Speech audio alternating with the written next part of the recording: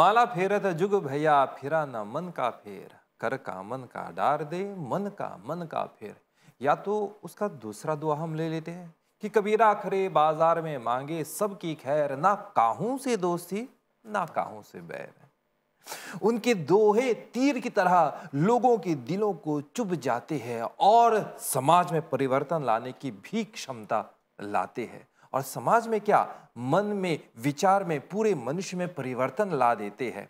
हम बात कर रहे हैं संत कबीर के बारे में। उनका जन्म 10 जून को हुआ और 10 जून को हम मनाने वाले हैं संत कबीर जयंती। तो आज के इस कार्यक्रम में हम संत कबीर के बारे में हम बात करने वाले हैं। आज हमारे स्टूडियो में आए हुए हैं आचार्य गुरु डॉक्टर श्याम दास जी महाराज और आचार्य महंत श्री रूपेंद्र दास जी महाराज। शास्त्री है आप दोनों का हम स्वागत करते हुए बड़े प्यार के साथ साहेब बंदगी बोल साहेब बंदगी। बहुत ही अच्छा लगा आप लोग हमारे स्टूडियो में आए हुए हैं। तो श्यामदास जी, आप महंत है, एक आचार्य है और आप 2 साल से मॉरिशस में ठहरे हुए हैं और बंतेर कबीर मंदिर में आप कार्यरत है। वहाँ पे आप जी। प्रचारक है और पूजा पाठ वगैरह संत कबीर के दोहे, संत कबीर के विचार को आप प्रचार कर रहे हैं। और आप आचार्य महंत श्री रूपेंद्र दास जी, आप अभी हाल में ही मॉरिशस आए हुए हैं जी। थोड़ा बहुत अपने बारे में बताइए। मैं रूपेंद्र दास शास्त्री वर्तमान में भारत, गुजरात, सूरत में कबीर मंदिर का एक महंत हूँ और वहाँ कबीर साहब के वाणी वचनों का प्रचार प्रसार, पूजा पाठ आदि सभी करते हैं। आचार्य श्यामदास जी, एक सीधा सा प्रश्न मैं आपसे पूछना चाहूँगा। मैं देख रहा हूँ जब कोई भी समाज के महंत या पंडित या फिर आचार्य लोग आते हैं, काफ़ी अधेर नहीं कहेंगे, मतलब अनुभवी लोग आते हैं जी। 50-60 साल के ऊपर लोग आते हैं। आप लोग नौजवान हैं जी। ऐसा क्या है कबीर पंथी में या फिर कबीर के विचारों में कि नौजवानों को अपनी ओर आकर्षित करते हैं? बहुत बहुत धन्यवाद श्री रितेश भाई जी। सभी दर्शकों को मेरा सादर साहेब बंदगी। सदगुरु कबीर साहब के जितने भी शब्द हैं बहुत ही विचारणीय हैं और एक नवयुवकों के मन को डायरेक्ट प्रहार करती है, डायरेक्ट चोट करती है। क्योंकि जब हम जीवन के प्रति दृष्टिकोण बदलते हैं, अपने जीवन की ओर झांकते हैं, तो कहीं न कहीं हम पग पग पर कबीर के वचनों को पाते हैं।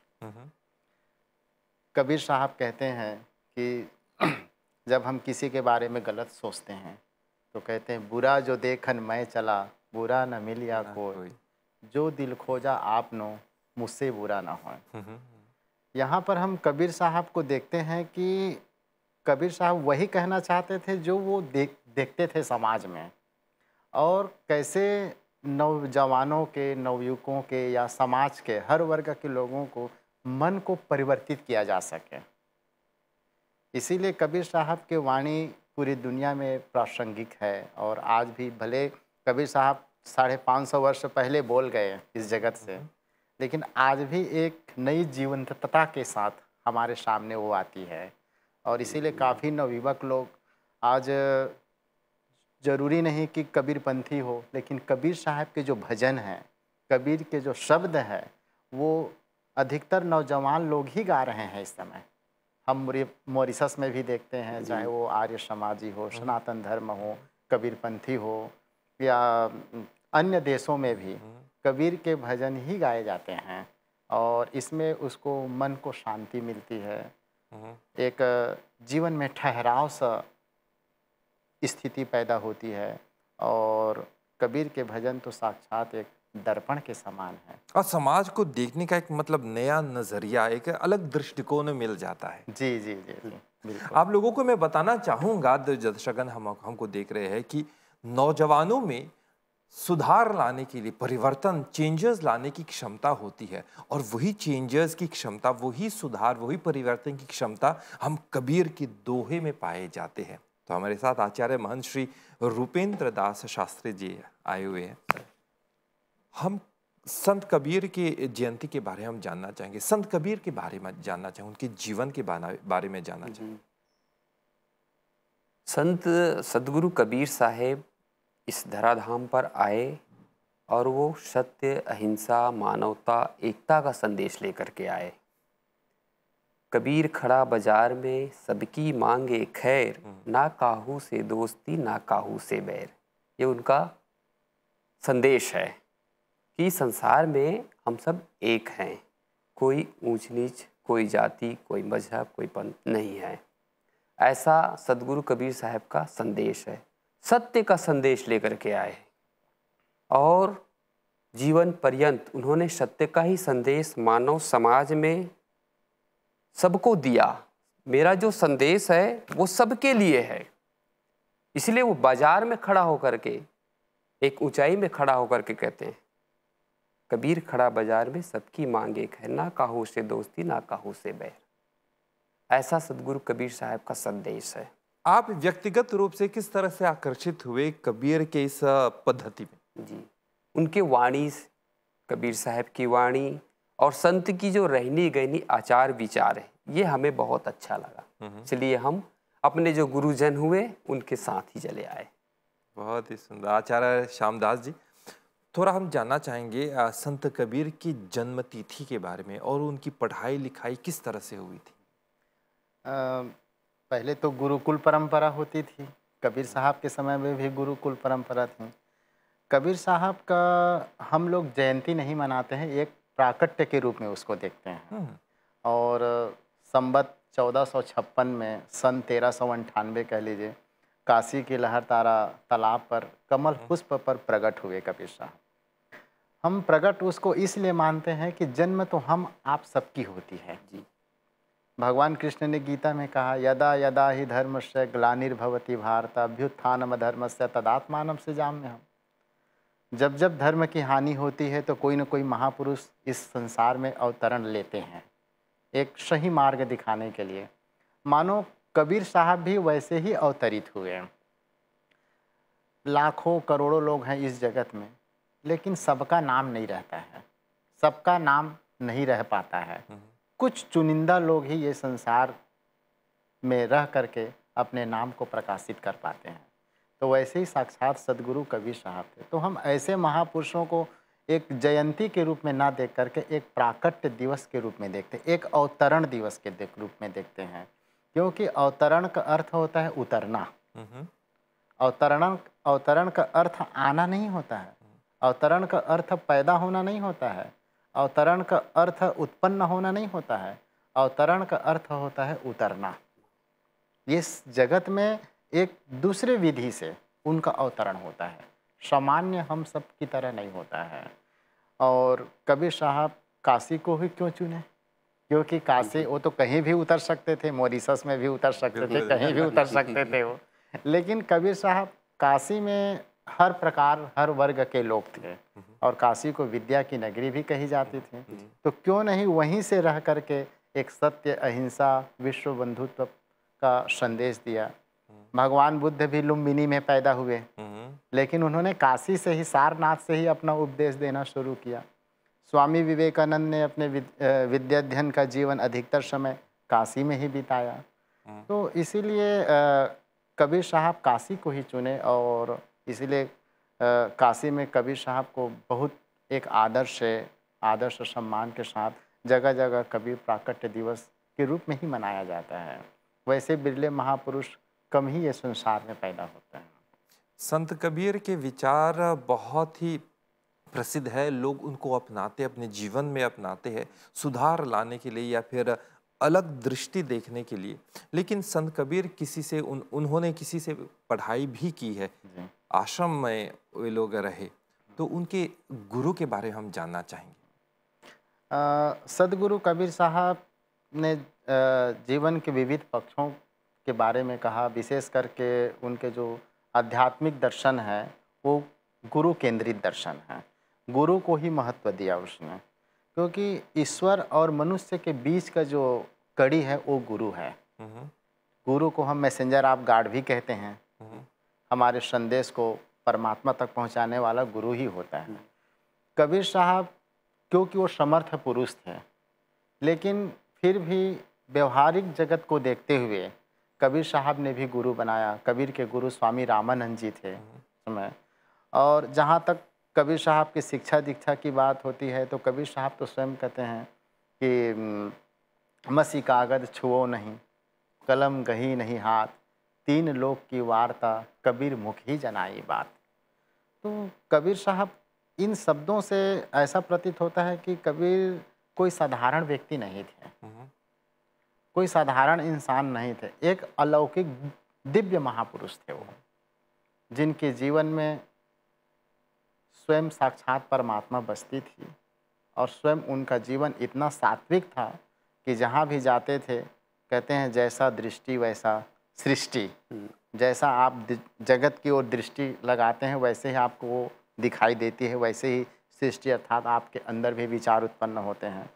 तो कबीर साहब हर जगह जाते थे, जहाँ उनको गलत लगता था वहाँ पर वो या साखी के माध्यम से, दोहा के माध्यम से, चौपाई के माध्यम से उसको वो समझाने का प्रयास करते थे और इससे समाज में काफ़ी लाभ मिला, समाज को भी लाभ मिला।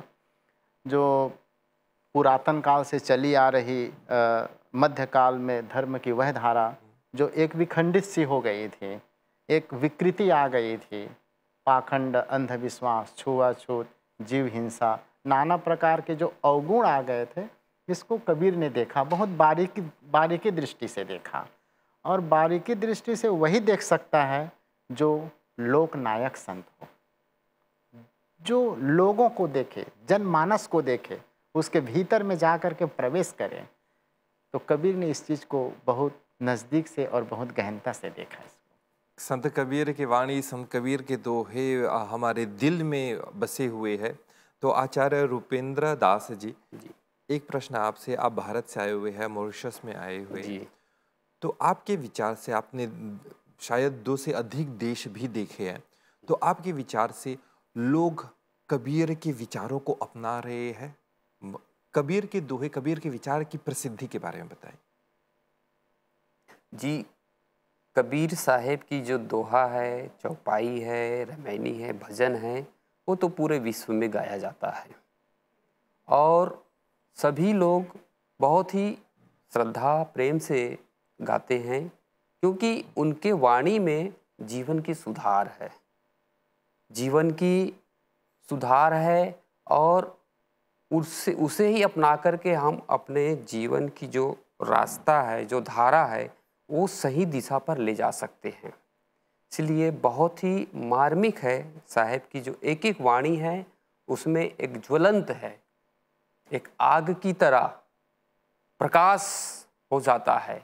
जो भी उनके वाणी वचन को अपने हृदय में धारण करता है, अपनाता है, वो प्रकाशित हो जाता है। उन्हें एक सही रास्ता मिल जाता है, सही दिशा मिल जाता है और वो अपने जीवन को सफल बना लेता है। अभी आप मॉरिशस आए हैं, तो मॉरिशस आपका आना पहली बार है? जी मॉरिशस? हाँ, प्रथम बार हम मॉरिशस आए हैं। तो आपको कैसा लगा मॉरिशस? बहुत अच्छा, बहुत सुंदर, प्यारा देश है, छोटा सा है, टापू है, हरा भरा है और मौसम बहुत अनुकूल। हमारे भारत भूमि में तो अभी बहुत गर्मी है, 45 टेम्परेचर वहाँ गर्मी है। यहाँ तो बहुत अच्छा। आप अकेले आए हैं या फिर और कोई साथ? जी, हमारे साथ एक और संत जी आए हुए हैं, संत श्री गौतम साहेब जी। दो जने हम आए हैं, 2 व्यक्ति। तो प्यारे दर्शकगण, आप लोग इस दर्शन नामक कार्यक्रम का पूरा लाभ उठा रहे हैं। हम बात कर रहे हैं संत कबीर जयंती के बारे में, जो हम मनाने वाले हैं 10 जून को। तो आचार्य महंत श्री रूपेंद्र दास जी शास्त्री के साथ संत श्री गौतम दास जी महाराज आए हुए हैं। तो आप साथ देते रहिए, उनसे हमारी मुलाकात, उनसे हमारी बातचीत जरूर होगी।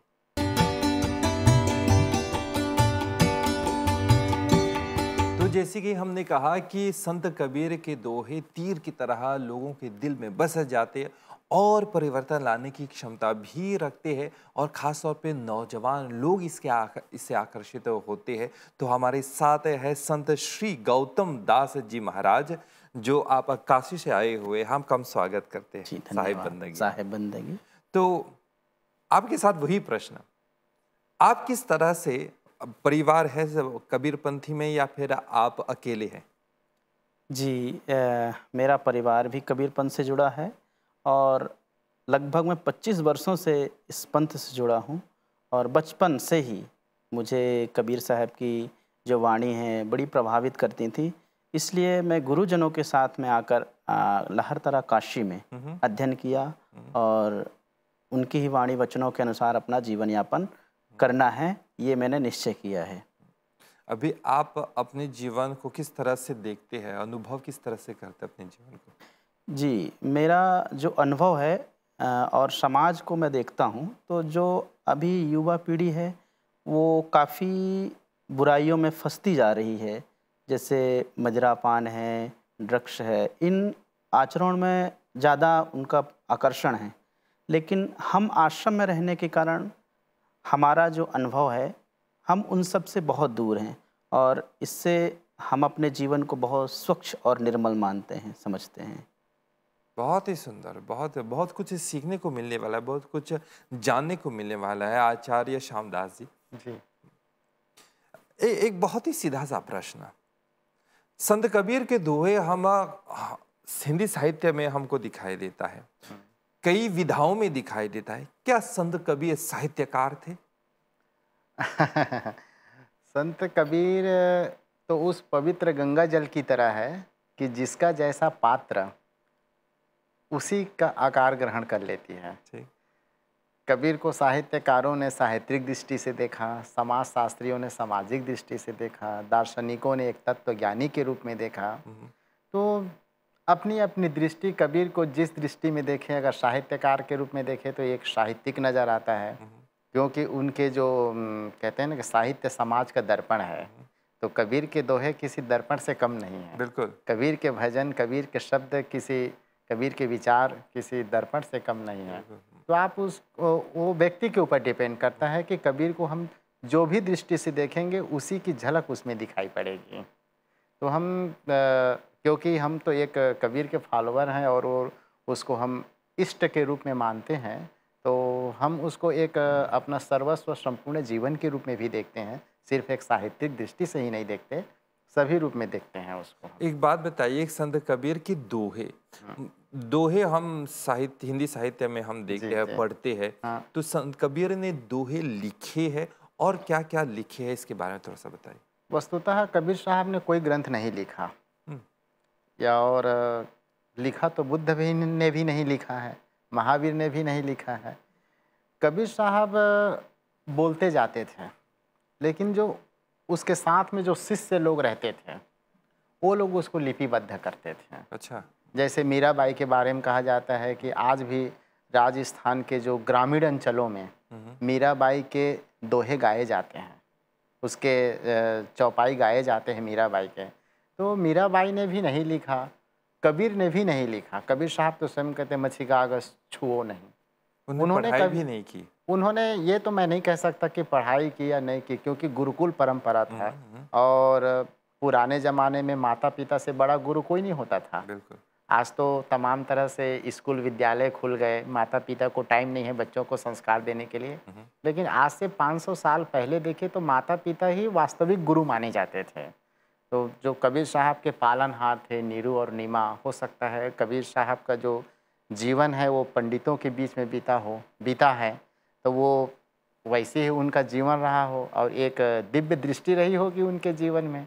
तो अनायास ही समाज को देखते हुए, परिस्थिति को देखते हुए एक अवलोकन के द्वारा साखी दोहा उनके मुखारबिंद से निकल जाता था। तो दोहे कैसे बोल जाते थे? क्योंकि अगर हम दोहे लिखने के लिए बैठ जाएंगे तो मात्राएं की जरूरत होती है, मतलब एक ज्ञान की जरूरत होती है, तो वे दोहे कैसे बोलते थे? अब आज तो हम उसको दोहे के रूप में कह रहे हैं, लेकिन कबीर साहब तो एक कबीर साहब की भाषा कही जाती है साधुकड़ी भाषा, जिसको पंचमेल खिचड़ी भी कहते हैं। 5 बोलियों का सम्मिश्रण, उसको हम साधुकड़ी कहते हैं, जिसमें भोजपुरी भी था, अवधी भी और हिंदी भी, मैथिली भी, खड़ी हिंदी बोली भी थी उसमें, और बनारसी कुछ लफ्ज भी थे। तो चौपाई की तरह वो बोलते थे और जितने भी आप कबीर के पहले भी देखें, मलिक मोहम्मद जायसी जी को भी आप देखते हैं, तो उनकी भी भाषा एक 4 चरण में ही थी। संत गौतम जी, एक बात बताइए, हमारे आज के आधुनिक परिवेश में संत कबीर के दोहे की सार्थकता के बारे में बताइए, कहाँ तक लागू होता है? कबीर साहब के दोहे इतने मार्मिक हैं, इतने आध्यात्मिक हैं और सामाजिक भी हैं। अगर जो व्यक्ति इसको लागू करता है अपने जीवन में, उसका जीवन वाकई परिवर्तित हो जाता है। जैसे कबीर साहब ने कहा, ऐसी बानी बोलिए मन का आपा खोए, औरन को शीतल करे आपों शीतल होए। अगर सामने वाला व्यक्ति आपको कुछ अशब्द कह देता है, तो आपको ये निश्चित करना है कि उससे हम कैसी बात करें। आप उनसे अगर मीठी बातें करेंगे तो वाकई उसका हृदय परिवर्तन हो जाएगा और वह आपसे नम्रता से पेश आएगा। तो हमारे जीवन में कबीर साहब की जो शब्द हैं, साखी हैं, दोहे हैं, वो बहुत मार्मिक हैं और उन्हें मैं आज समाज के लोगों से मैं ज़रूर कहूँगा कि इसे अपने जीवन में ज़रूर धारण करें।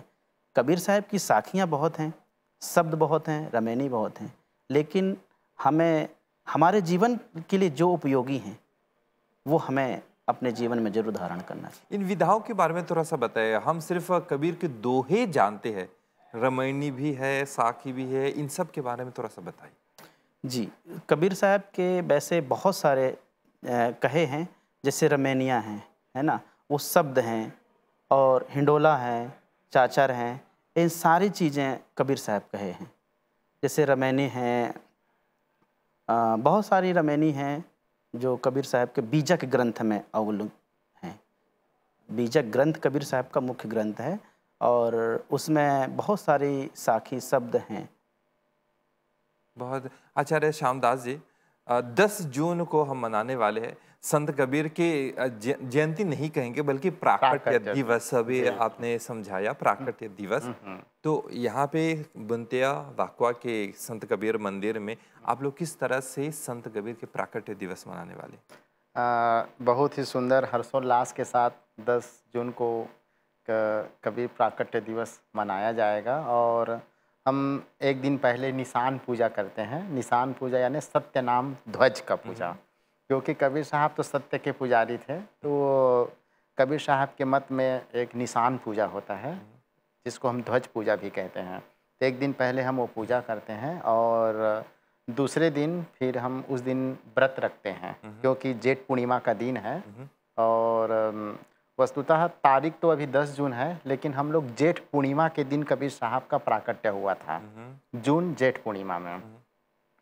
फिर एक जो कबीर पंथ में गुरु पूजा है, चौका आरती हम करते हैं और कबीर साहब के वाणी वचनों का हम प्रचार प्रसार करते हैं उसमें। और कबीर साहब के जो मुख्य सिद्धांत है, मुख्य जो विचारधारा है, उसकी मुख्य फिलॉसफी है, मोह को कहाँ ढूंढे बंदे मैं तो तेरे पास में, ना तीरथ में ना मूरत में ना काशी कैलाश में, खोजी होए तुरंत मिल जाऊं पल भर की तलाश में, मोह को कहाँ ढूंढे बंदे मैं तो तेरे पास में। बहुत से कबीर साहब के जो वचन है, शब्द है, उसको हम प्रवचन के माध्यम से, भजन गा के माध्यम से। संत कबीर की भक्ति धारा के बारे में थोड़ा सा बताइए। सदगुरु कबीर साहब को बहुत से लोग निर्गुण धारा से जोड़ते हैं, क्योंकि 2 ही धारा होती है, एक निर्गुण और एक सगुण। लेकिन निर्गुण में भी 2 है, एक होता है ज्ञान मार्गी। तो ज्ञान मार्गी के अंतर्गत कबीर साहब आते हैं और ज्ञान मार्ग में भी 2 है, प्रेम और श्रद्धा। अच्छा, प्रेम और श्रद्धा। तो जहाँ प्रेम है, जहाँ श्रद्धा है, वहाँ पर आप कबीर साहब को पाएंगे, क्योंकि बिना प्रेम और श्रद्धा के ज्ञान अधूरा है। बिना प्रेम और श्रद्धा के ज्ञान अधूरा है और जहाँ प्रेम और श्रद्धा हो, उसी के बीच में भक्ति भी समाहित होती है। कबीर साहब कहते हैं, कर नैना दीदार महल में प्यारा है। कबीर के भजन है।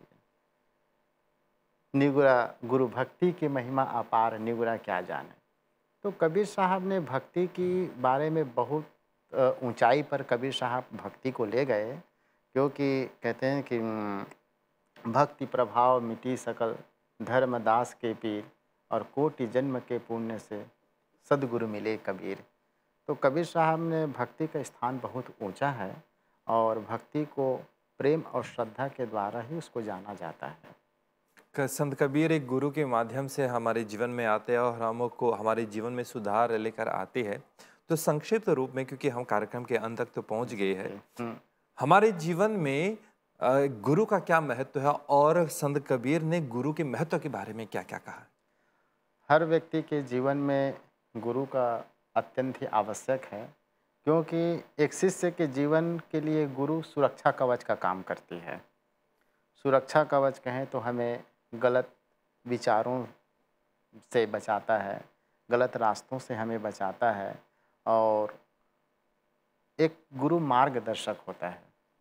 अस्तो माँ सद्गमया तमसो माँ ज्योतिर्गमया मृत्युर्मा अमृतम गमया।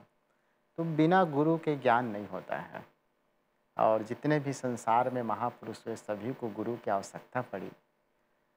तुलसीदास जी महाराज ने भी कहा कि बिन गुरु ज्ञान न कोई। बिना गुरु के ज्ञान को उपलब्ध नहीं हो सकता है। कितनों भी बड़े ज्ञानी हो जाए, कितनों भी बड़े पंडित हो जाए, कितनों बड़े संत हो जाए, लेकिन गुरु की आवश्यकता बड़ी अत्यंत आवश्यक है, एक मार्गदर्शक के रूप में। चाहे वो गुरु माता पिता के रूप में भी हो सकते हैं, किसी भी रूप में हो सकते हैं। कबीर साहब ने गुरु पर विशेष रूप से बल दिया है। चलिए, बहुत ही सुंदर। तो 10 जून को हम मनाने वाले हैं संत कबीर के प्राकट्य दिवस। तो इस पल के लिए, इस समय के लिए, इस दिन के लिए आप सभी को बहुत सारी शुभकामनाएं। बहुत बहुत धन्यवाद। साहिब बंदगी। तो प्यारे दर्शकगण, बहुत ही सुंदर दोहे संत कबीर ने लिखे हैं, संत कबीर ने बोले हैं।